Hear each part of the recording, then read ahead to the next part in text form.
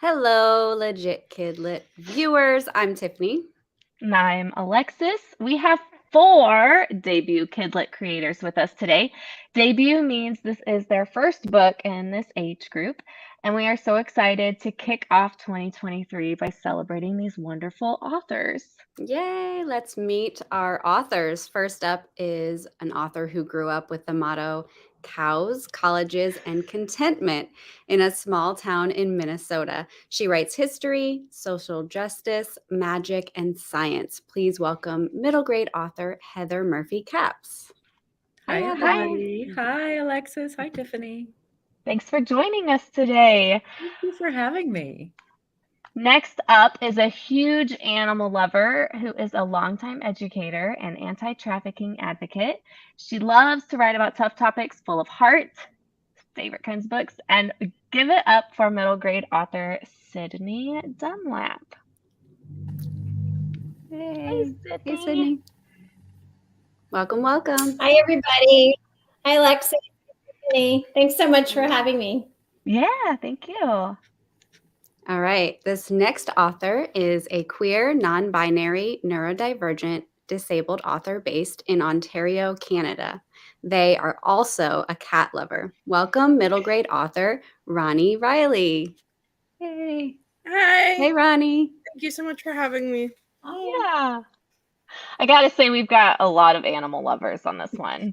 And finally, we have another huge animal lover who's also a former White House staffer, band nerd. Give it up for our picture book author, Vicki Johnson. Hey, Vicki. Hey, y'all. How are you? Great. And what a great group of authors to kick off 2023. So let's start by chatting about what you are looking forward to most in 2023 as a debut author. And if you want to also hold up your book and share about that, you can as well. So who would like to go first?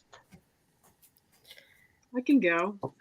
Go, Vicki. I'll introduce myself and my book first. So I'm, as you said, I'm representing picture books here today. I'm the debut picture book author of Molly's Tuxedo. I have an F&G of it right here. And it's illustrated by Jillian Reed. It's coming out June 27th from Little Bee Books and Glad. I'm super excited about it. And probably the thing that I'm most looking forward to in my debut year is getting out there and meeting teachers and librarians and giving support. I feel like it's been kind of a rough couple of years, and whatever I can do to support them, I'm here for it. Yeah, this might be a really good year to debut. Kind of coming back, hopefully. Yeah. All right. And I love that cover. It looks so cute. All right, who's next? I'll go ahead. Okay. I'll go ahead, Ronnie. I'll go after you. Okay. So I am Ronnie Riley. I wrote Jude Saves the World. So here's just a copy of my book. I'm really looking forward to hopefully meeting kids and being able to hear their stories and connect with them as well. Oh, very cool. Sydney? So I'm Sydney Dunlap, and I've got It Happened on Saturday here. And I am really excited to get out there as well. Just like Vicki and Ronnie were saying, it's going to be so nice to be among kids and teachers and librarians and just other people who love books and readings, and just to connect with everybody, hopefully a lot in person. I hope I'm going to put that out there to the universe. I hope we have a healthy year full of connections with everybody.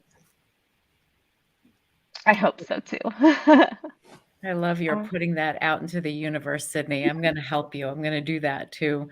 I have to reach behind me to get my, here we go. So I just have this wonderful little easel stand of my book cover, Indigo and Ida, which publishes in April. And I'm just so excited I'm echoing what everyone else has said, connect with the kids And also just to get the story out of my living room. I've been living with this story for 2 years, and, slowly people joined the crowd. I've been so lucky to work with my agent and with my editor, and we've had conversations for 2 years, and now other people are reading it, and that's scary, to be sure, when other people read it. But it's exciting too, because I finally get a chance for people to meet these characters that have lived in my heart for so long. Love it. Yeah. And I think, you all have such important books that I think a lot of readers are going to really, really love. So thank you all. Let's take a moment and be a little silly. We're going to play a game. All you need is a piece of paper and a marker. All right. Everybody have it? Okay. So you're going to place the paper on your head and draw whatever we say. Pretty simple. You guys you're going to rock this. Oh, wait, Okay. Are we placing it like on top? Yeah. Okay. There you go. Are you ready? Write the first letter of your favorite animal anywhere on the paper. Okay. Next you're going to draw a flower.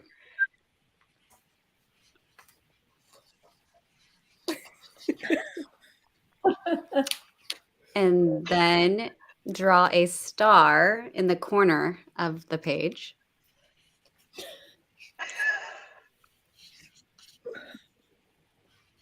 Now switch hands and draw your main character's face. Oh, no. Oh boy. That's just mean, Alexa. I know it really was. It really was. Oh, definitely not a drawer, nor am I ambidextrous. Oh, You can add their hair now if you haven't. And their eyes and mouth. oh. I feel like this is maybe how the writing process goes. You're like, We're unlocking our creativity with this. There you go. Right. That's it, Vicki. That's right. And switch your hands back and draw one thing that is in your book.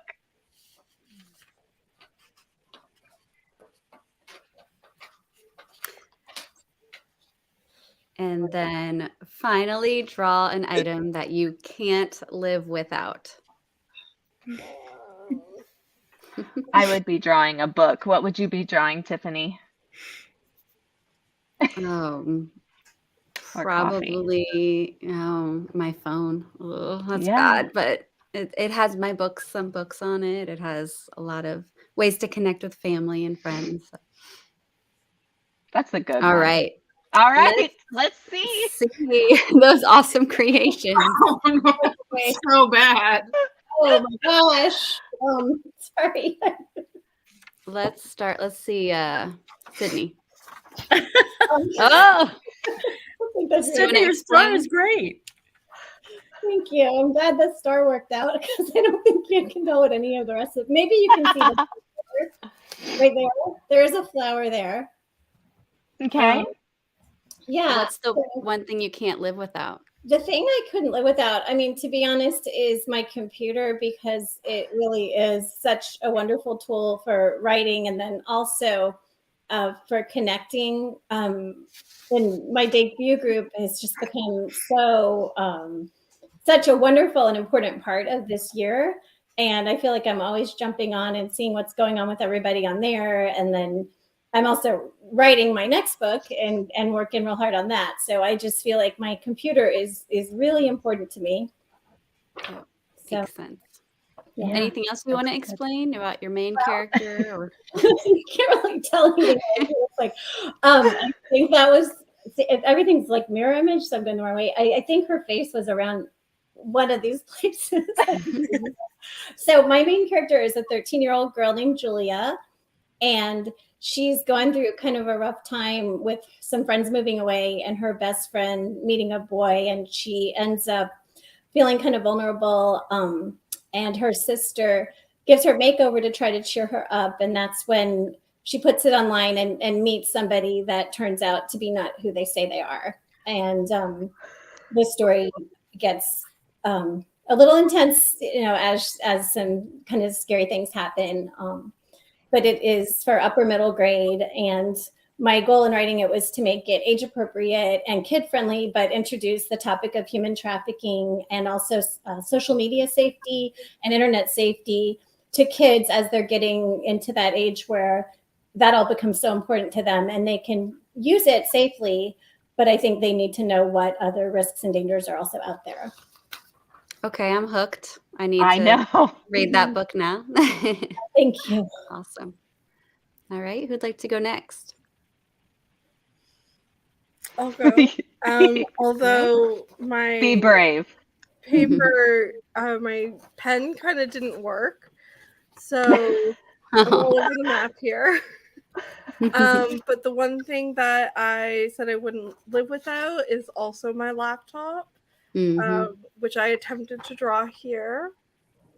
Yep. Yeah. And yeah, just because I love writing and I feel like if I didn't have my laptop to write, I would go stir crazy. Yeah. So yeah. Okay. Do you want to explain anything about your main character? Sure. Can I hold my book up again? Because my Yes. drawing is Definitely. not so great. Yes. So my book is about a non-binary kid who basically creates a safe space club at their local library. Love that. So Jude is the main character up here, and they basically befriend a girl who's been exiled from her friend group, and yeah, and it's just mostly about friendship and queer joy and all that sort of stuff. Yay. Love that. And love your glasses. Thank you. All right. I'll go next. Okay. I'm laughing because I tried to do curly hair with my character here. So this is my character on the bottom there. Actually, both of my characters, Ida and Indigo. And that doesn't look anything like her, but that was an attempt at curly hair. My flower actually looks like a butterfly, I think. Oh, yes. Yeah. Yes. Which is okay. And then the thing I can't live without, I thought about, whoops, there we go, right there.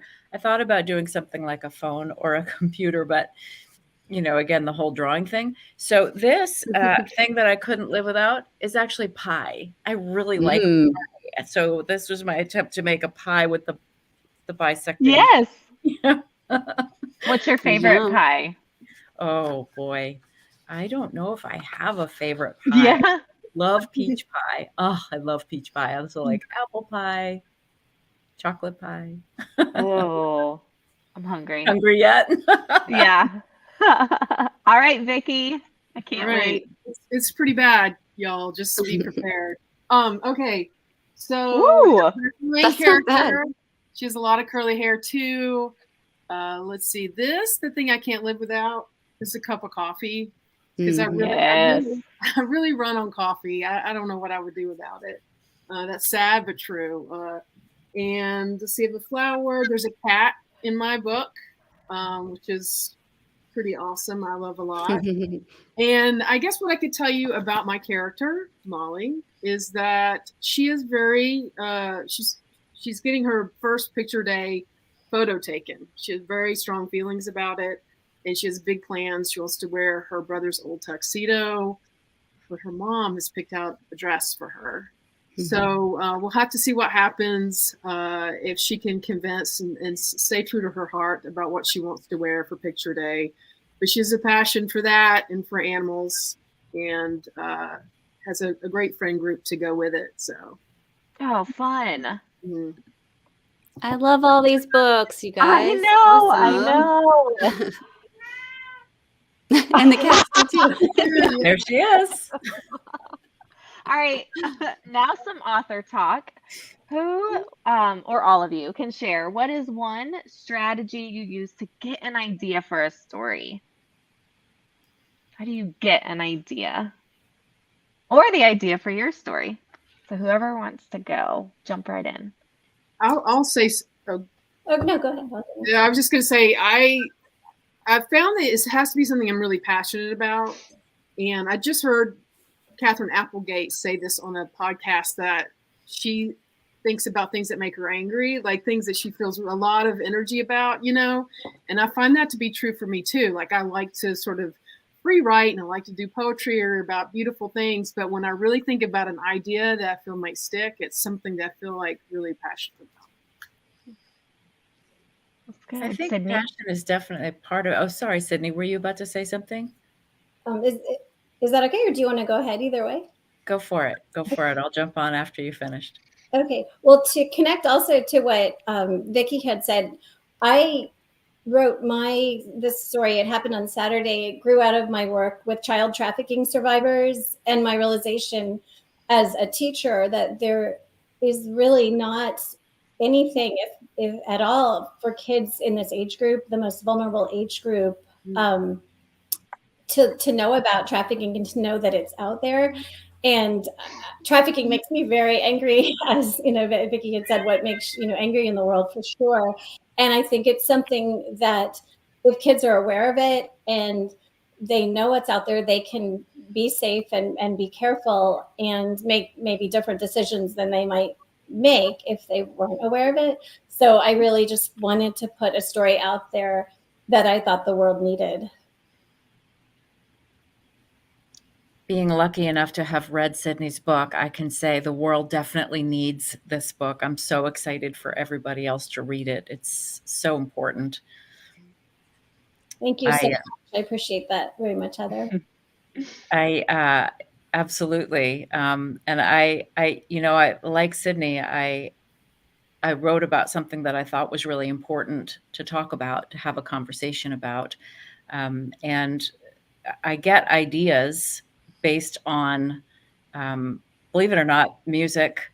This song or this story actually grew out of a couple different things. And it's a longer story than we can do here, but it started actually with the song Galileo by the Indigo Girls.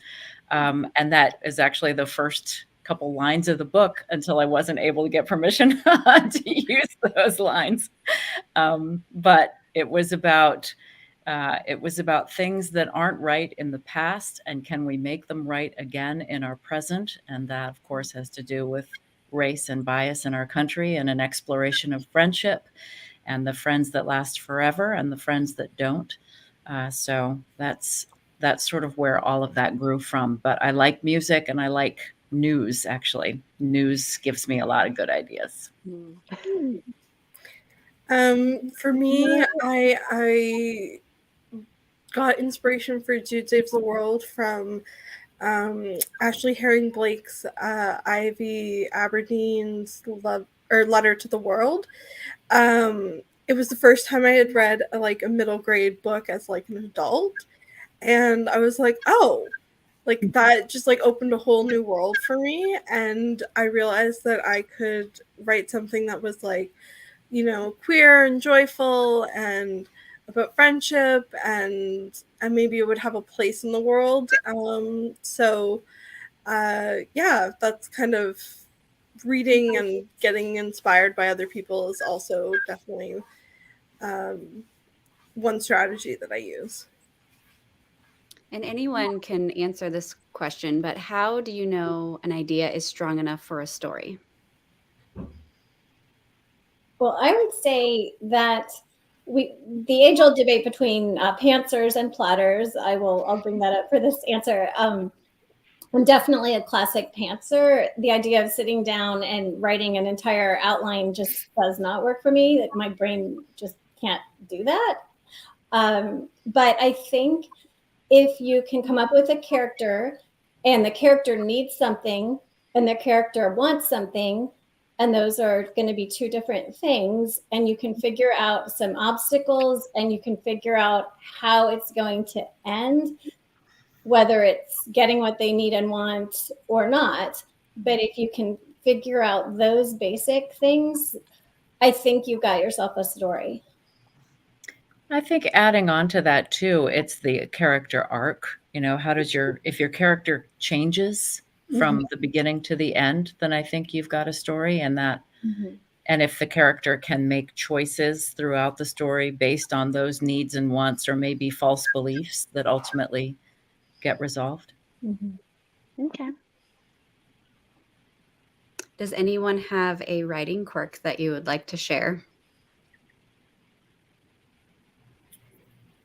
I have I don't know. It's a weird thing. I'm a very organized person, but for some reason I have all these notebooks where if I think of something, I make notes and draw diagrams, but they're in no order. Like I just randomly pick up so I have to flip through a whole bunch of notebooks. So I guess that's a quirk. Maybe it's me free with my ideas.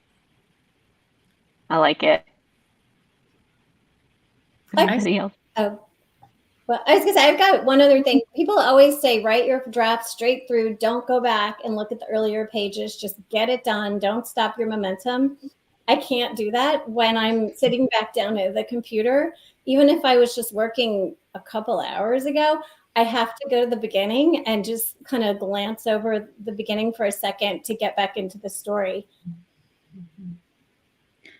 I think so. I'm the complete opposite of Sydney. I'm a plotter. I don't feel comfortable if I haven't sketched out an outline, and it's not a super in-depth outline. I mean, we're not getting into the real weeds, but if I know how I've thought I was going to develop it, then I can get in and develop it. And often what happens is I get in and develop it. And I know this is something writers say a lot, but it's really true. The characters take over. So I've written a plot and then the characters do what they want to do. And then I often go back and look back at my outline to say, okay, so now Indigo really wanted to do this, but was there something else I needed her to do in order to get here? So like Sydney, I do sometimes go back. That sounds so magical. Like they take over and I know. take over the pen or the computer. I love that. And I surround myself with symbols too. Sorry, you were asking about writing quirks. So I have well, you can't see it, but I have a candle. I like candles. Yeah. I'm wearing a necklace that symbolizes my daughter. I have a turtle behind me, which is one of the symbols in my book. I'm surrounded by symbols. I like that. I like that. So I have a problem where I have a ton of ideas, but struggle actually writing to completion. So what advice do you have to actually finishing? I personally, for me, I find that if I just kind of make it like a habit to just sit down and write as much as I can, like when I'm feeling inspired and stuff, and just keeping at it, and just making it more of like a routine. Yeah.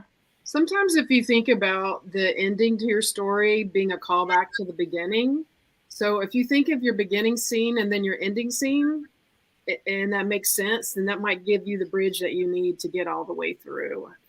It really depends on how strong you feel, about your idea. Yeah. Yeah. I have one thought to add.